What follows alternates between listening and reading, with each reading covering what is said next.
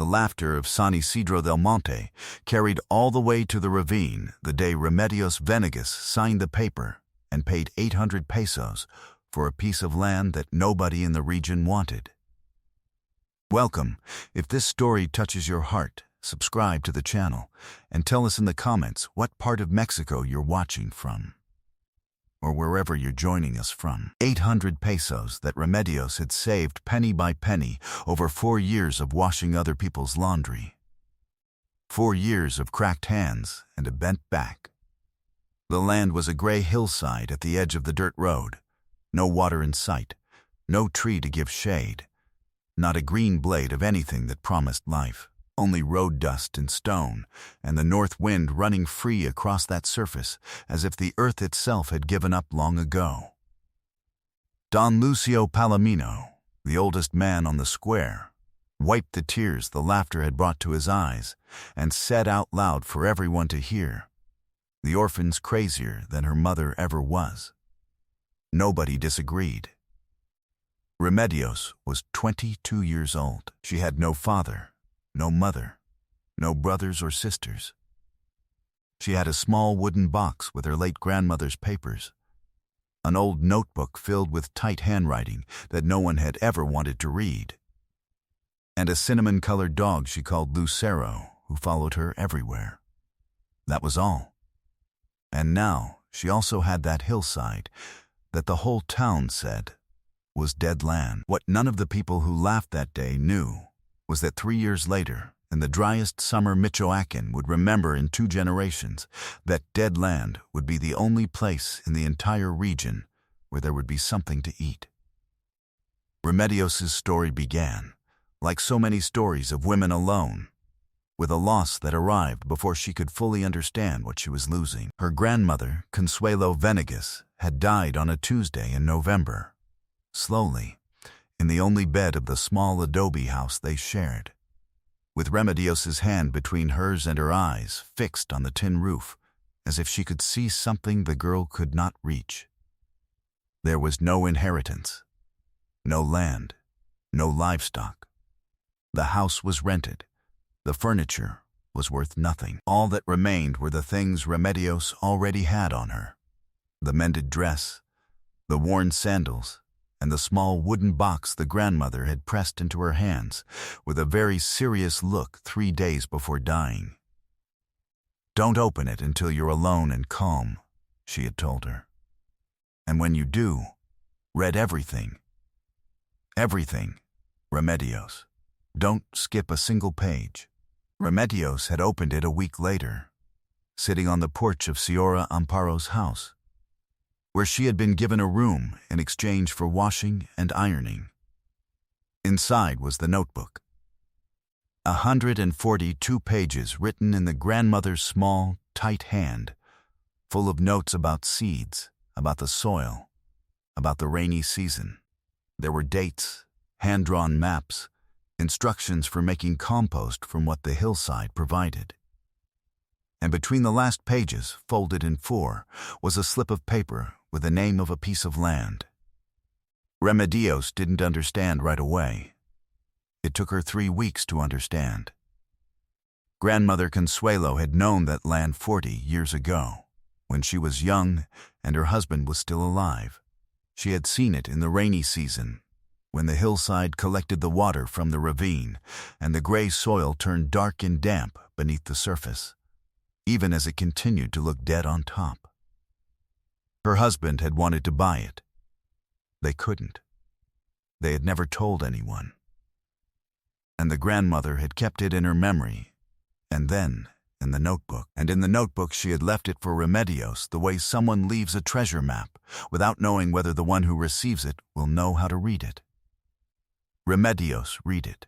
She read it 3 times. And the following spring, when she had gathered her 800 pesos, she went to the land registry and signed the paper. The town laughed. Don Lucio said what he said. 3 women at the market murmured that the orphan had always been strange, just like her grandmother. Señora Amparo told her, with a tight little smile, that if she came to her senses and wanted to keep washing clothes, there was still work for her. because the grandmother's house had already been rented to someone else. Nobody offered help. Nobody asked what she planned to do. Nobody believed there was anything to be done with that land. Remedios gathered her things, folded her spare dress, tucked the notebook into the small wooden box, called for Lucero, and walked up to the hillside. The first night on the hillside, Remedios didn't sleep inside anything, because there was nothing to sleep inside. She spread her sleeping mat beneath the only tree growing, crooked at the edge of the property, a thin, old acacia that didn't give enough shade, and lay looking at the sky until dark. Lucero settled at her feet. The wind carried the smell of dry earth and burnt mesquite from the ranch below. What she didn't yet know was that she wasn't going to be alone for very long. On the third day, Don Abundio appeared. He was a man in his mid-70s, lean as an acacia branch, with a worn hat and sandals that had seen better days. His face was weathered by decades of white sun, his hands those of a man who had worked the earth with a shovel and with patience, without asking anyone's permission. He came walking up the dirt road with a slow but steady step, a clay mug of pot-brewed coffee in his hand, as if bringing coffee to a young woman who had just moved on to dead land were the most natural thing in the world. "Do you like it with brown sugar or without?" he said, without preamble. Remedios looked at him. Don Abundio sat down on the nearest stone, set the mug between them, and studied the land with the half-narrowed eyes of a man who has looked at a great many pieces of earth in his life. He was quiet for a long while. Then, he said, "There's water here." Remedios took the notebook from the small wooden box. She showed him the page where the grandmother had drawn the map. Don Abundio examined it slowly, without hurrying, as if he could read in that handwriting what the land kept hidden. At last he nodded. "Your grandmother was right. The water runs below. In August, if you know how, you can bring it up." He said he had been a hacienda laborer for 40 years, that he knew the soils of this region the way he knew the palm of his own hand. That Remedios's land had a layer of clay beneath the rock that held the moisture from the rainy season, and that if you knew where to dig the first water channel, the rest would follow on its own. That the gray soil on top was deceptive. It looked dead, but underneath it held what the good flat country land threw away without knowing. And he said one more thing, before he stood and took his empty mug. "I know those beans your grandmother wrote down there. The yellow field bean. You plant it in poor soil, it holds up to the heat, holds up to a short, dry spell. It would do well here." Remedios closed the notebook. She felt something in her chest she couldn't name in that moment, something she hadn't felt in months. The beginning, barely the beginning, of a hope that wasn't asking permission to stay. The next day, Don Abundio arrived with a shovel. Over the weeks that followed, the two of them worked the hillside in shared silence. Don Abundio taught, and Remedios learned with the quiet speed of people who have grown up watching, because no one ever explained anything to them. The morning ritual took shape without anyone declaring it.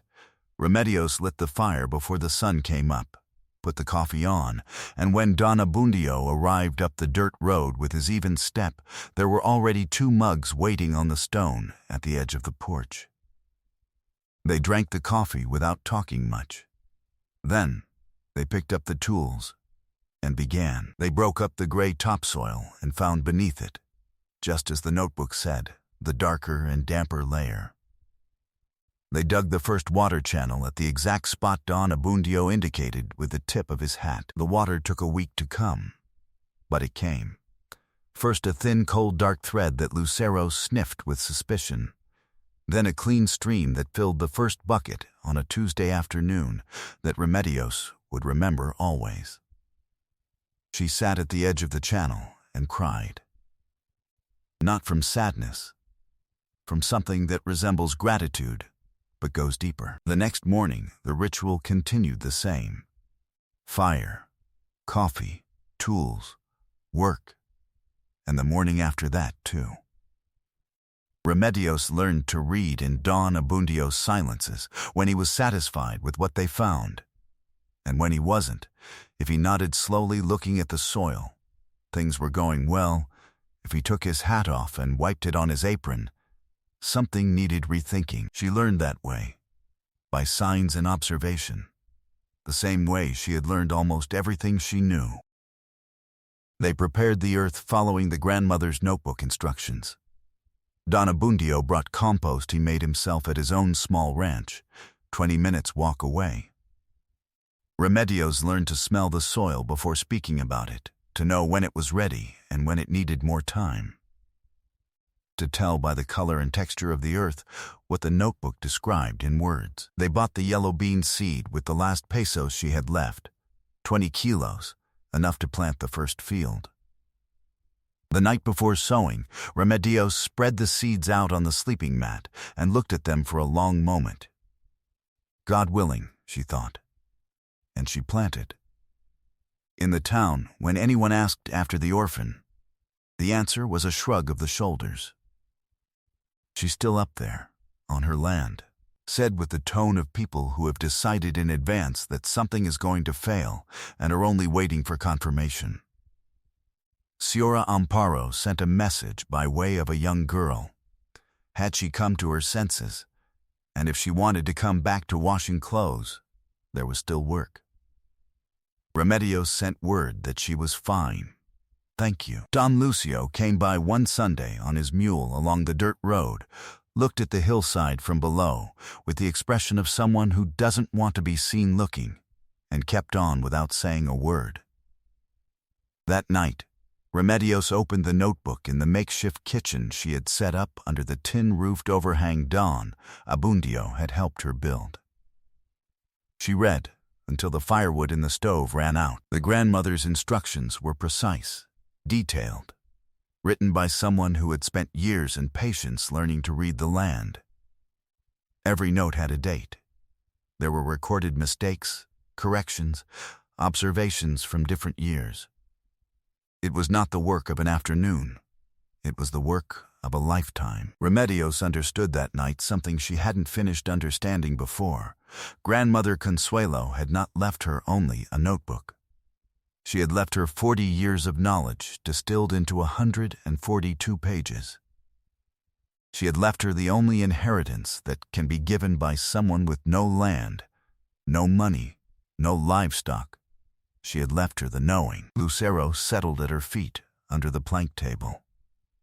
Outside, the north wind ran across the hillside without finding anything to stop it. What none of the people who had laughed in the square could imagine was that the grandmother's notebook held, in its last 10 pages, something that was going to change everything the town thought it knew about that dead land. It rained well that year. The yellow bean field sprouted in 2 weeks. Dark green against the freshly turned earth, with the quiet, tenacious vitality of plants that know the soil where they grow isn't going to give them anything for free. Don Abundio came 3 times a week. Sometimes he brought corn porridge in a clay jar.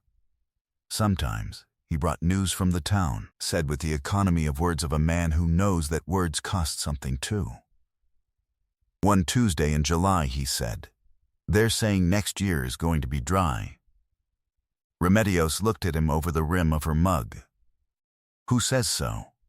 The engineer who came to measure the river, and the sky says it too, if you know how to look.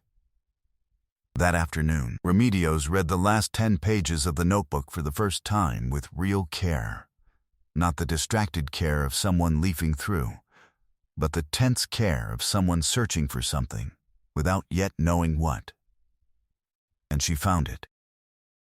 The grandmother had written, dated 32 years before, an observation about the yellow field bean, that in the drought of 74, when every field on the flatland had burned up, the plants growing in poor soil over deep water channels had survived and produced a harvest. because the root of the yellow bean searched for water far down, deeper than any other variety the grandmother had ever known. It held. And when the flat land dried up, the beans on the hillside stayed green. There in the small wooden box, folded in four inside an envelope with Remedios's name written on it in the grandmother's tight hand, was a document Remedios had seen before without understanding it. A notarized paper from the municipal presidency. 41 years old, signed by 2 witnesses, describing the deep water channel of the property as a source for the exclusive use of the registered owner. The name on the paper was the grandmother's, and in the margin, in newer ink, the grandmother had written, "For Remedios." So she knows this water is hers. Remedios set the paper on the table. Lucero lifted his head. Outside, the late afternoon sky was that clean orange that comes before still nights. Something inside her sat down for the first time in a long time. She called for Don Abundio. The old man came, read the paper, folded it slowly, and handed it back without saying anything for a moment. Then he said, "Well then. Everything is all right then, girl." The drought arrived the following summer, just as the engineer and the sky had said it would. It came gradually, the way big things always come. First a March hotter than normal, then an April without rain, then a May that promised nothing. By June, the fields on the flatland had gone yellow. By July, the wells at the town's ranches were dropping. By August, the word drought was being spoken in low voices at the market with the involuntary respect people give to things that frighten them. Remedios's beans were still green. People began passing along the dirt road and stopping to look from below, without going up, as if they were embarrassed to be seen looking. Señora Amparo sent her daughter to ask whether Remedios had anything for sale. Don Lucio didn't send anyone. He came himself one Wednesday morning, hat in hand, and stopped at the gate of Remedios's property without stepping through it. Remedios came out to receive him. The old man was quiet for a moment. Then he said, looking at the ground, "I came to see if you'd sell." Remedios answered without raising her voice, "I sell to whoever needs it, Don Lucio. I don't sell more than anyone needs so that nobody can hoard." The old man nodded. He paid the fair price Remedios named. He took his sack and left without another word. But things in the town grew harder. By September, there were families who had harvested nothing. Children going to the market with their mothers, and the mothers coming back empty-handed. An old man who lived alone on the outskirts had gone 3 days without eating, and it was his neighbor who found out and raised the alarm.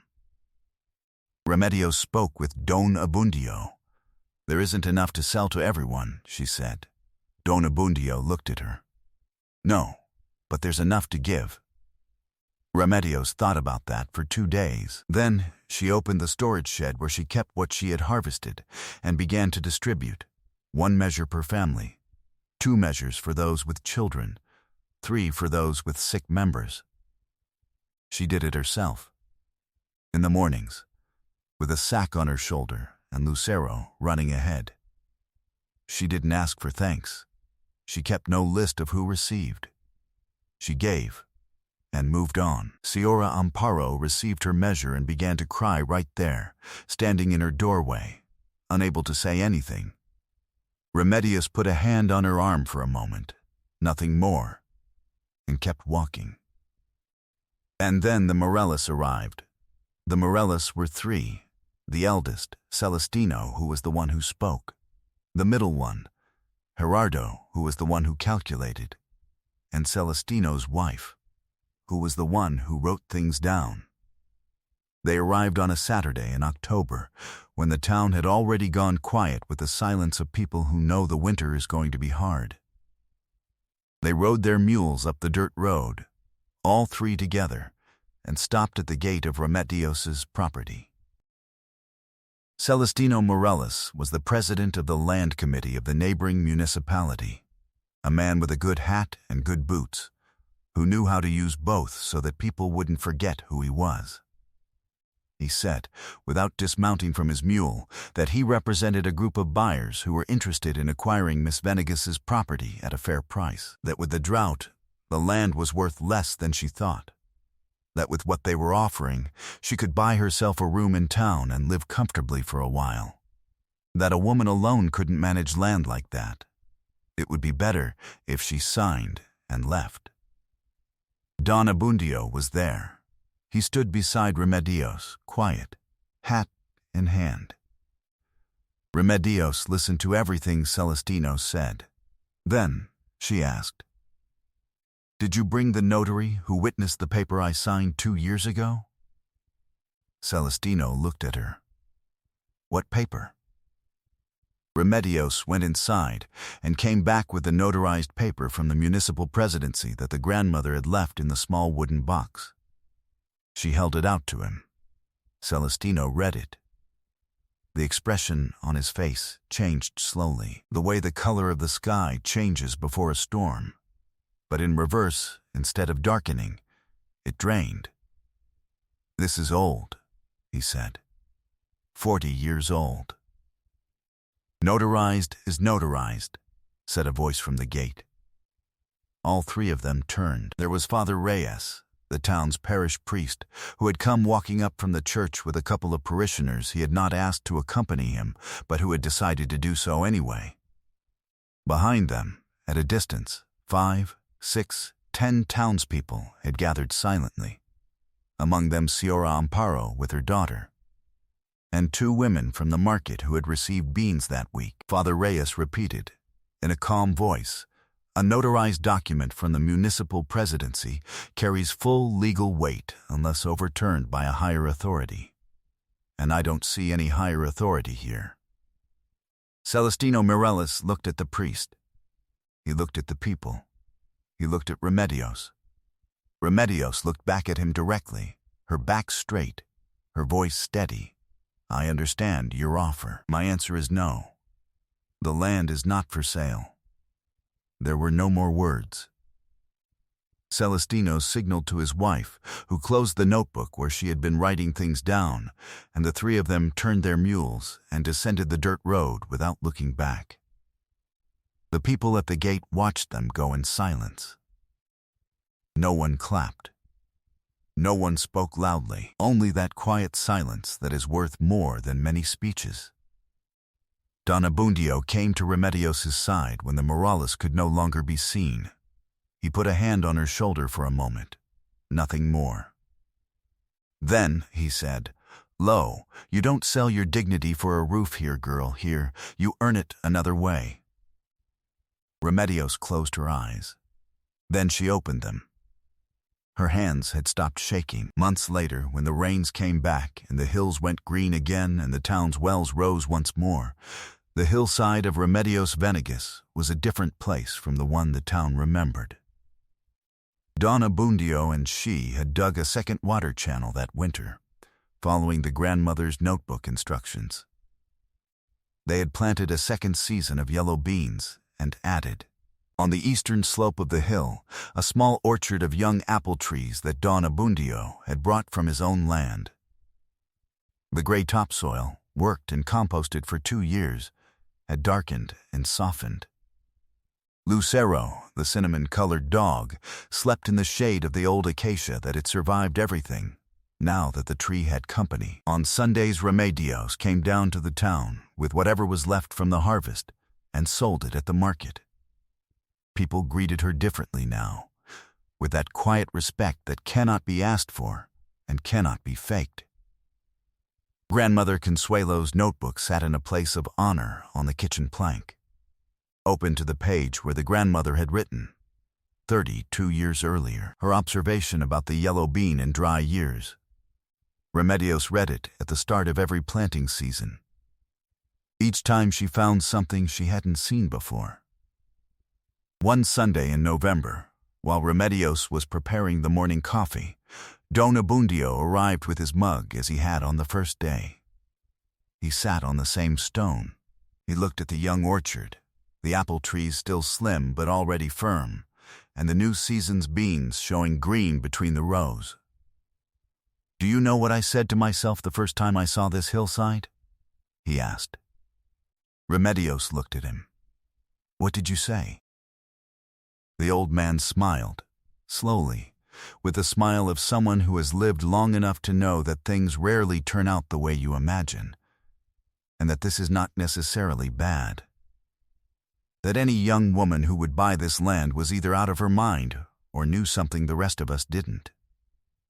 "Then I saw you come up the road with that little wooden box and that dog, and I thought, let's see what she knows." Remedios poured his coffee.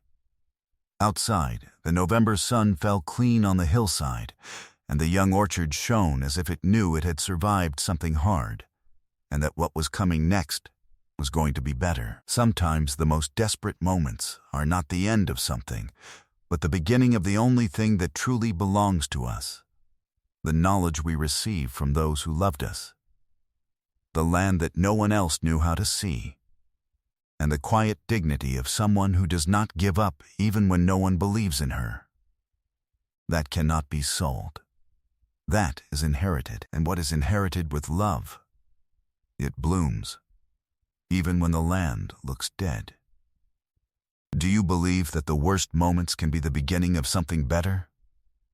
If this story touched something in your heart, leave your comment down below. Tell us what part of Mexico you're watching from, or wherever you're joining us from. Subscribe to the channel so you don't miss any story, ring the bell, and share this with someone who needs to remember that the land others look down on sometimes holds the greatest secrets of all. Until the next story, a hug, heart to heart. "I knew you knew," said Don Abundio quietly, his eyes on the orchard.